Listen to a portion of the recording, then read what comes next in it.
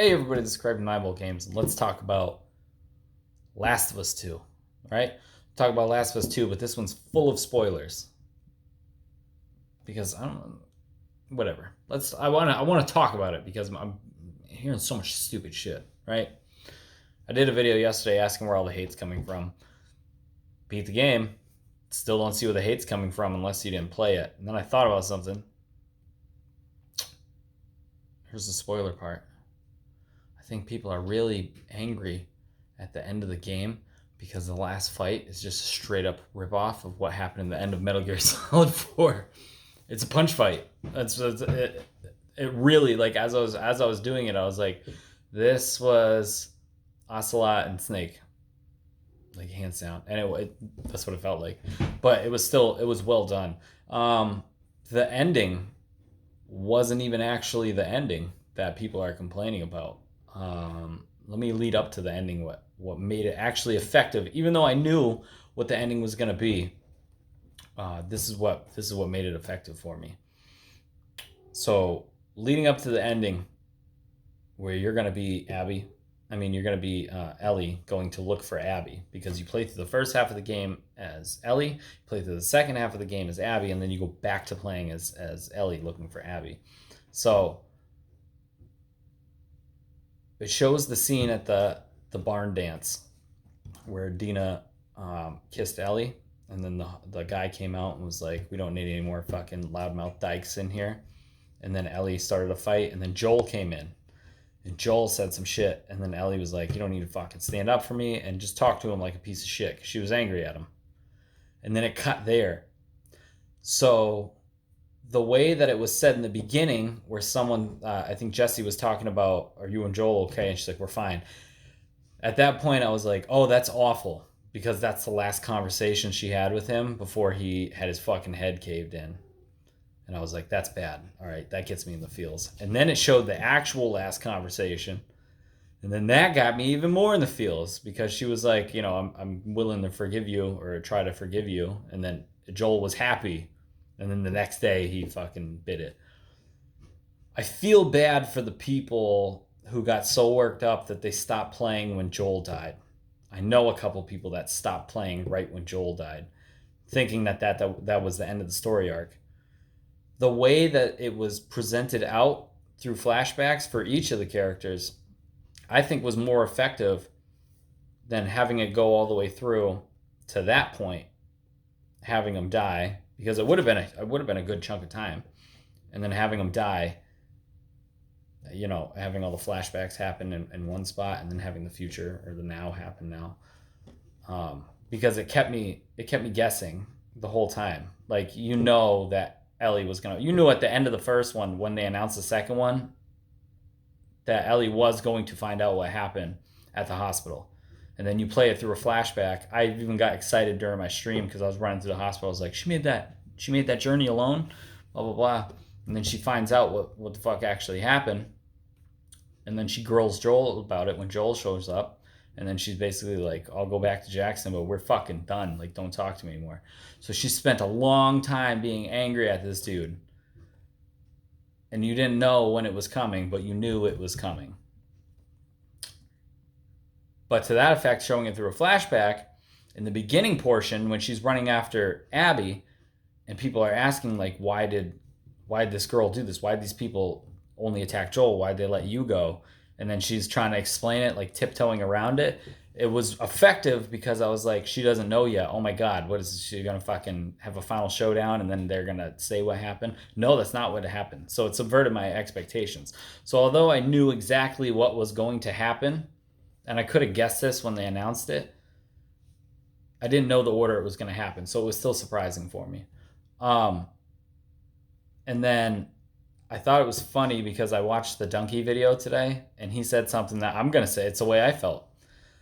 I think only Macintosh was in my stream when I started taking over to play as Abby. And I was like, no matter what they throw at me, I'm not going to feel bad for this girl. I'm not going to side with this girl. I'm not even going to see her perspective. She's trash, blah, blah, blah. Then you play through as her, and then they got me. They did. And you know what? Abby resonated with me as a character more than just being like a jacked, fucking, she was masculine. She was rugged. She was the tough guy of the group. And at first I got mad because I was like, oh, they're forcing you to like her better because she has the better weapons. She has the better items. They took the shivs away from Ellie and they gave them to this girl, like stuff like that. And she was more of a tank of a character while you're playing. So even if you got caught while you're sneaking, you had a better chance of surviving with Abby because she rocked more firepower. And I got upset by that because I was like, oh, they're trying to just fucking top load all this gameplay onto her to make you enjoy playing as her. And then one part really resonated with me with Abby is she was a douchebag. She was consistently a piece of garbage. She was just a fucking murder. She was a murderer at that point. And then when you helped Lev come back and they amputated Yara's arm, and then Lev and Yara are arguing, and then Mel comes out and says they're all going to go to a place in California. I can't San Barcelona, whatever. San Bernardino. There we go. They're going to go to San Bernardino, and then Mel's like, I'll go as long as you're not there because you're a piece of shit, Abby. You always have been. And whatever good thing you're doing now is just, I'm not falling for it. And I felt bad for the character at that point. It took me till that point to actually feel bad for that character. Because I was like, she legitimately did something good, but she's been an asshole for so long that nobody is going to buy it. I'm an asshole. And I fuck things up in life with people by being an asshole. The point where I start doing something good. If I do something good just to do the right thing, some people might look at it like, what are you trying to do? You know what I mean? And that sucks. Like, I can appreciate that.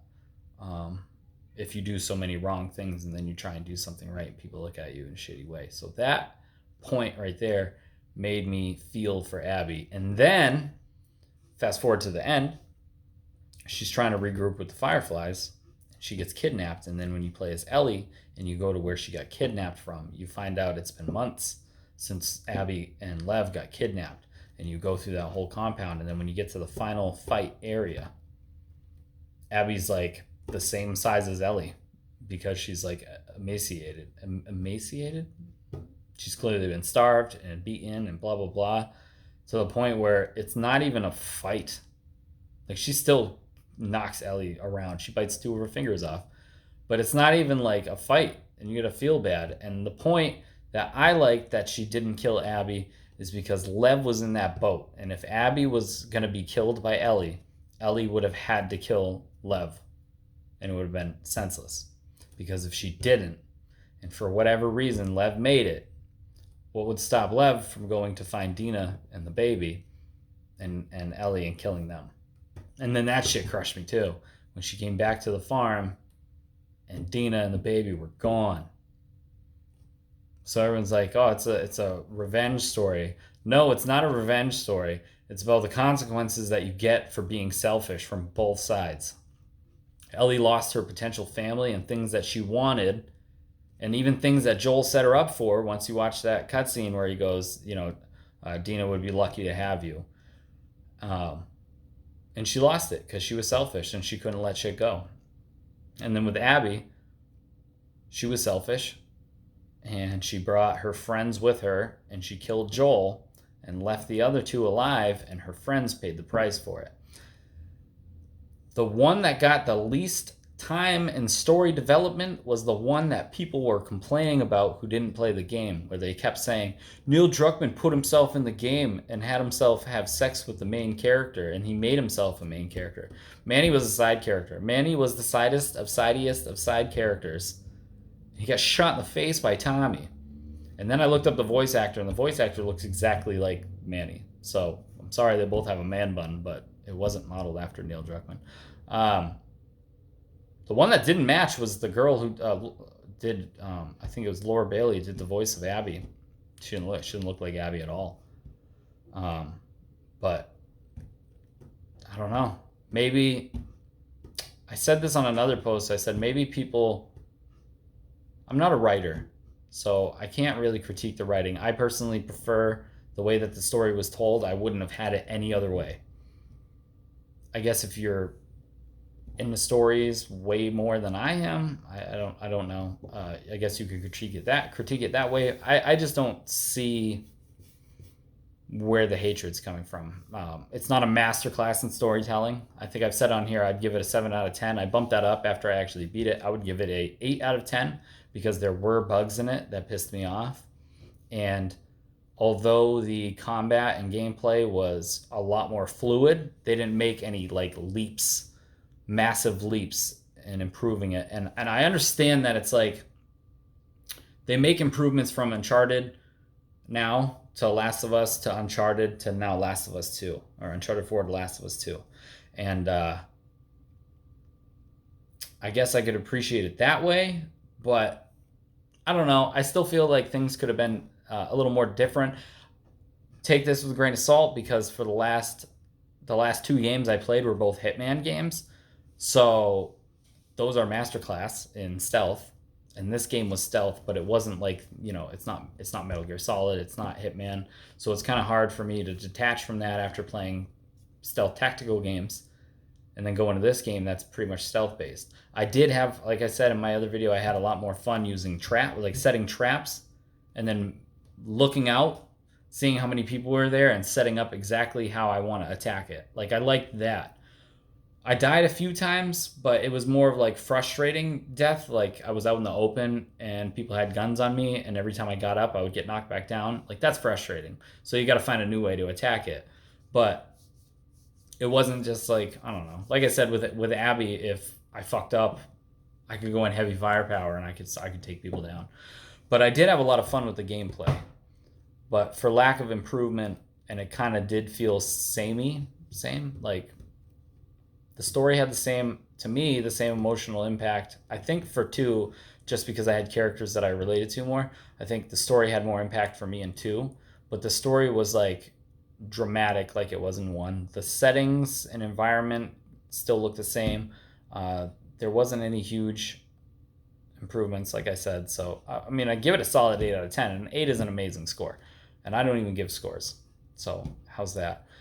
One huge thing I liked in this has nothing to do with story, writing, anything. I enjoyed that they had a boss. They had a boss fight for Abby. They had a boss fight for Ellie, technically, because you had to fight Abby at the end. But they had a legitimate boss. It's the one thing I didn't stream. I played it earlier in the day because I knew it was going to be heavy, and sometimes I can't do these while I'm trying to talk to people and stream. So I took a break and I did this part. But in the hospital, there is a fucking boss, and I loved it because there was no boss in the first game. So it was nice to have. I mean, I guess if you counted David, but that wasn't really a boss. That was just fighting a person. There was a legitimate boss. I like that. I like that they put that in there. So it's like each character's arc had finality to it, had a boss. Yeah, I love this game. I don't understand. There's I didn't feel like I had an agenda shoved down my throat the whole time, but I also enjoyed the first one and played Left Behind, so I knew Ellie was lesbian, and it's not like there was a lesbian agenda being shoved down my throat. I did obviously pick up the fact that Lev was a girl who wanted to be a boy, or felt she was a boy. That's why they kept referring to her as he. But then the other people were like the really religious zealots, the Seraphites, were saying that she's fucked because she's shaved her head. But even that, it wasn't forced down your throat. And the best example of that is when you're walking through and someone refers to her as Lily, because her name was Lily. And then she stops Abby and she goes, "Did you hear what they called me?" And Abby's like, "Yeah." And she was like, "Do you want to talk about it?" And Abby was like, "Nope." That would have been the point to shove it down your throat, shove an agenda down your throat. And they didn't do it. You even had the option to talk to her about it after, and she still said, "No, I don't really want to talk about it, whatever." And it was never brought up. It was never highlighted. It was at one point where Yara said something about it, but it was spoken about so vaguely that it wasn't like, well,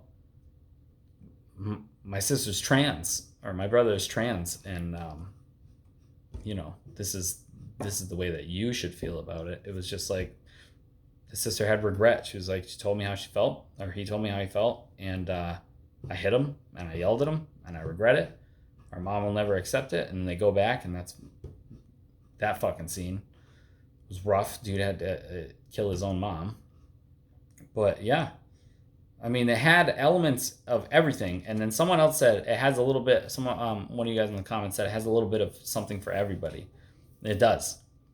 It does. And it doesn't harp on the things. I'm not seeing it. I'm sorry. I played it. I tried to pick up every single note and read every note. The ones that I said I'll go back and read during my stream. When I played on my own, I went back and read them. I got the lore. Again, nothing was shoved down your throat. If you felt that, I'm terribly sorry.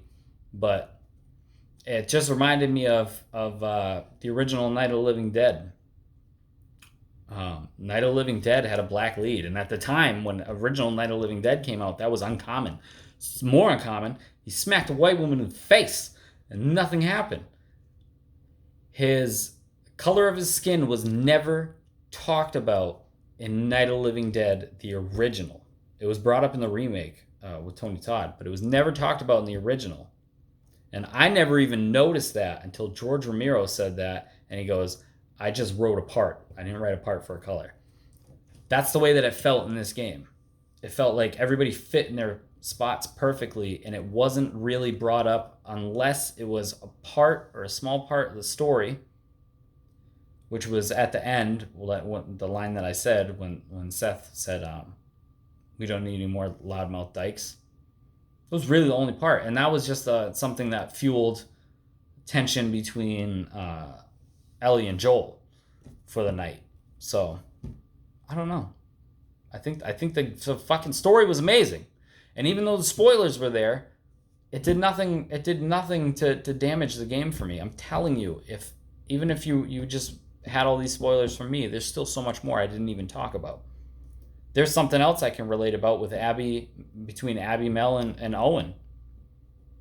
And it caught me in the fucking feels. And I'm not even going to talk about that in here. So even with all the shit I told you, that's my experience with the game. You might feel something different. So I implore you, please give this game a chance. Go play it.